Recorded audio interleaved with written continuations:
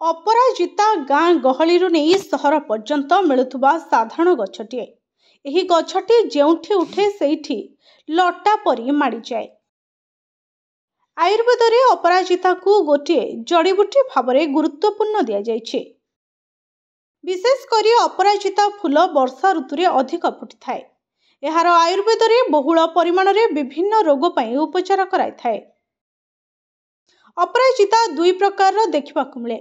गोटे हेउची धला एवं अन्यटी हेउची नील। अपराजिता फूल रे हेउथुबा रोगर उपचार विषय आसंतु जानिबा। विशेष करी अपराजिता फूल वर्षा ऋतु रे अधिक फुटी थाए। यह आयुर्वेद रे बहुल परिमाण रे विभिन्न रोग पई उपचार कराई थाए। तेबे आयुर्वेद रे एही गछ स्मृति एवं वृद्धि बढ़ाया पई विवेचना करा जाय। तेणु आयुर्वेद रे एहार एक विशेष स्थान रहिछे। अपराजिता मूलर रस बाहर करी नाकरे पकाइबा द्वारा माइग्रेन नु मुक्ति मिलिथाए। यह व्यवहार करबा अति सहज एवं सरल होइथाए।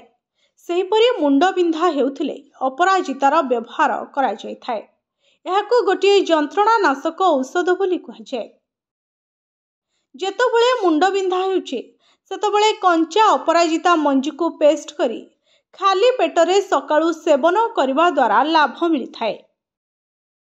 आजिकाली अवसादग्रस्त हेब गोटे साधारण जिनिस, किंतु ध्यान रे रखंतु जे अपराजितार अवसाद दूर करिवार गुण रहिछे। अवसादग्रस्त व्यक्ति को अपराजिता फूल को बाटी मुंडरे लेपि देले अवसाद दूर होइथाए।